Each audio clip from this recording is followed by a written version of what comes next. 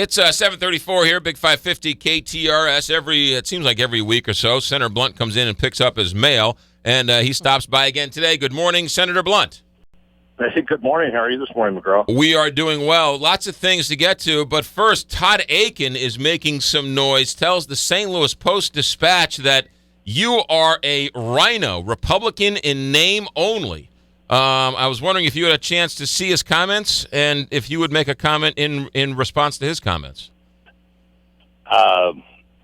No, I haven't seen his comments, and I don't know that I have anything to say about his comments, either one. I mean, we're in a big fight about the future of the country, and I think if Missourians look at what I'm doing on regulatory reform, trying to fight back the regulators, looking at the reform, the Enforce the Law Act, which would require the president to enforce the law as the law was intended to be enforced.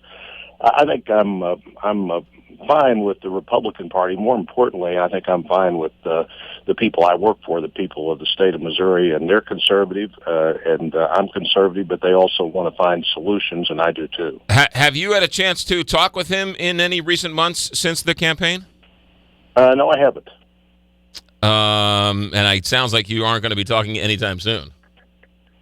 It doesn't sound like it, does it? I served with Todd in the House of Representatives. I think he is a guy who's well-intentioned. I appreciate the fact that he's been willing to serve his country. His sons, like my son Matt, have served in the military. I think some of them continue to do that, and so, I appreciate their service, and it's a free country. Yeah. All right, let's go on and talk about some other pressing news. And that is, first, let's start with this immigration story that's going on now. We're hearing numbers. 57,000 kids are being held in some type of detention center. Parents are bringing their kids up here. President Obama asking for some money. How do we solve this problem as opposed to just blame each other for it? Well, I think one thing we need to do is change the laws so that we have a much quicker way to deal with people who come from countries in Central America. That's the big problem. And we enforce the laws that we have.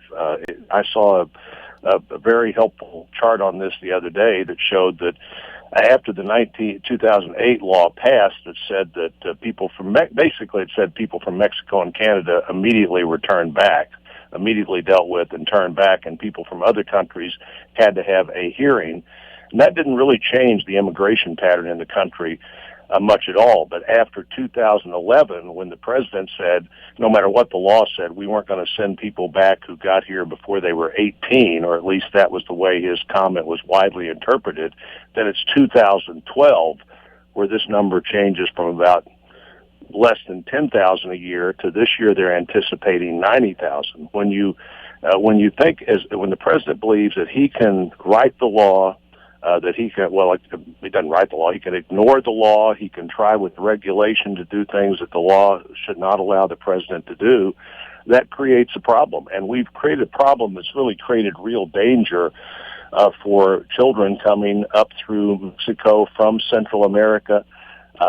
Their parents or somebody responsible for them almost always pays someone to get them here. I think the untold story of this so far is how many of these kids probably don't ever even get here. We know that many of them are abused on the way. Many of them are assaulted in various ways. What we don't know is how many of those kids go into essentially the sex trade, or just happen for whatever reason not to get here. The kids that never get here and never call back and say, I'm at the border, I've just turned myself in, and their parents know that the United States is going to take care of them for the next year or so, because that's about how long it takes to get even the earliest hearing that they're guaranteed. So we need to get back to enforcing the law. We need to change the 2008 law so that people from other countries are not treated differently than people from Mexico and Canada, and get on with looking at what we can do to both secure the border and deal with the other problems that are involved in immigration. Immigration has been talked about for a long time, all during the Bush administration and now 6 years of the Obama administration. Both sides balking, both sides trying to make political hay. But at some point, everyone's going to have to sit down and come up with some type of solution, because what we're doing now, whether this current crisis or the overall immigration, is just not sustainable. Well, it's not sustainable. It's particularly not sustainable when you don't enforce the laws we have. But you and I have talked about this before, and I think the best way to deal with this is to deal with this in the three or four parts that are very obvious. You know, one is how do you secure the border? Two are what are the legitimate workforce needs of the country?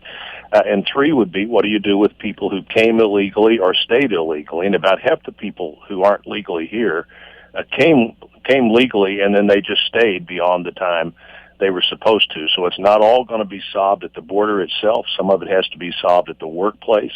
Most people come here for the understandable reason of trying to find a better opportunity, but they don't follow the law in a nation that one of our strengths is, where a country where the rule of law matters, where everybody is treated under the law in the same way, and we're just not following those laws, and they need to be updated. But I think the comprehensive solution has never been the best way to do this. In the House of Representatives, where I served in the past, the best 218 people that's a majority in the House, the best 218 people to secure the border are not the best 218 people to probably evaluate what are the real workforce needs of the country. And so if you break this up, as I believe a Republican Congress would if we get a Republican Senate in this election, at least we'll put on the president's desk pieces of this that actually begin to solve the problem in the best way, not in the worst way. President Obama is asking for $4 billion to help solve the problem. Should he get it?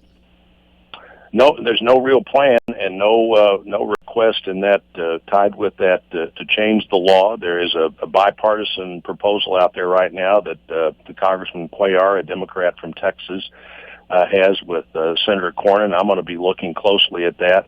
My belief is the president will not get the $4 billion that he's asked for, and he's going to have to come back and figure out now exactly what do I want to spend that money on, rather than I think this is going to take $4 billion. And initially they said $1 billion, then they got, well, it's probably going to be closer to $2 billion, and we'll have some changes in the law. And instead they submitted no changes in the law and a $3.85 billion request, and I just don't think the president has the political power or the standing right now to come anywhere close to getting something like that done. Senator Roy Blunt, we always appreciate your time and your candid conversation. Be safe travels, and we'll talk to you down the road. Great to talk to you. See you soon. You got it. 7:42 here, Big 550.